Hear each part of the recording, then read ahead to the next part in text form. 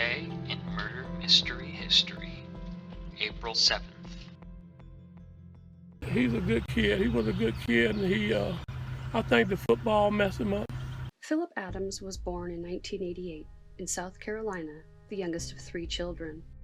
A lifelong football player, he played college football for the South Carolina State Bulldogs and went on to be the seventh-round draft pick in 2010 by the San Francisco 49ers. His NFL career continued with the New England Patriots, Seattle Seahawks, Oakland Raiders, New York Jets, and the Atlanta Falcons. During his rookie season with the 49ers, he broke his ankle in an opening kickoff. The broken bone tore through his skin, and screws were required to repair the severe injury. Though his drive for success was intense, Philip was frustrated throughout his 6-year career as he was pulled around the country, feeling disposable. He suffered multiple concussions and countless other injuries, as is unfortunately expected in pro football. Philip had been in a 10-year relationship with his girlfriend Ashley, from which his son PJ was born. Their breakup came at a time of popularity and attention from women. But when Atlanta chose to pass on re-signing him after his best season yet, Philip rapidly lost interest in the whole scene. He was unattached to the teams he pushed hard for, and Philip's personal regrets led him to yearn for stability, for family. He regretted ending his relationship with Ashley. Philip moved back into his childhood home to live with his parents. He had regular contact with his son, while he made plans for building a house in the area. Philip gardened on the large farm and discussed opening a market to offer fresh food to inner-city kids. Surrounded by woods, he was often seen riding his four-wheeler around the vast property, working hard on his garden. Philip was spending more time alone, reading, writing in notebooks, quiet. His parents saw sign of hurting, both physically from his intense NFL career and emotionally. He was more distant. He didn't speak of inner turmoil, but those around him saw some silent changes. Wednesday, April 7th, 2021, Philip drove his four-wheeler toward the neighbor's house. Their massive estate was tucked back in their 50-acre wooded paradise, away from street view. The home was owned by Dr. Leslie and his wife Barbara.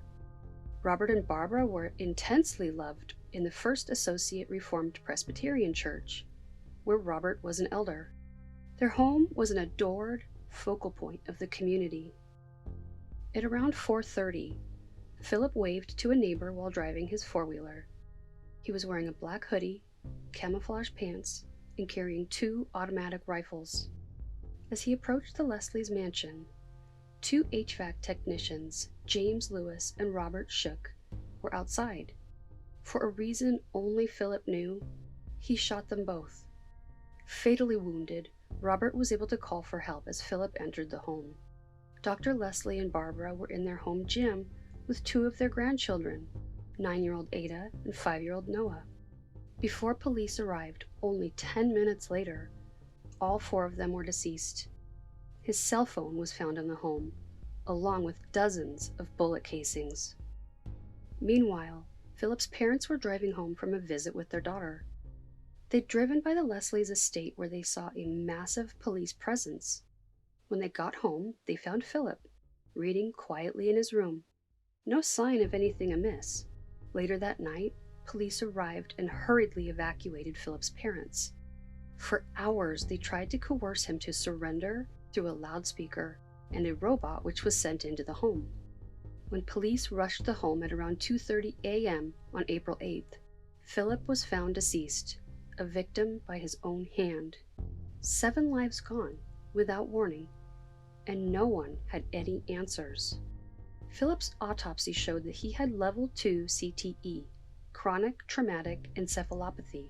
CTE is a progressive, degenerative brain condition thought to be caused by repeated head injuries and repeated concussions. It is often found in athletes, boxers, and military veterans. There have been other cases of CTE which made widespread news, including convicted murderer NFL player Aaron Hernandez, whose autopsy revealed that he had stage 3 CTE. There are 4 stages of CTE. The first begins with headaches, depression, difficulty concentrating, and aggression. The final stage is essentially full-blown dementia and possible shaking, as with Parkinson's disease. Everyone diagnosed with CTE has the commonality of a history of repeated hits to their head. There are over 500 confirmed cases found in football players. The only way to diagnose CTE is after death, during a posthumous brain examination. Philip's autopsy showed unusually severe brain degeneration, with dense lesions in the frontal lobe. The brain's frontal lobe is responsible for memory, emotions, and impulse control. Damage to that area can lead to personality and behavioral changes and can make it more difficult to control mood and judgment. Research by Boston University showed that the risk of CTE more than doubles after just 3 years of playing football.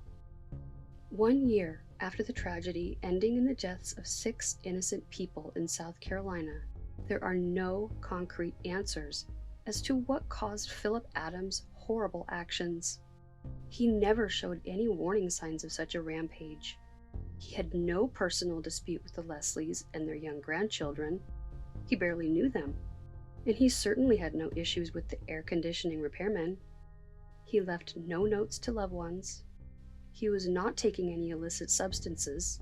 He had no history of violence, and he had no criminal record.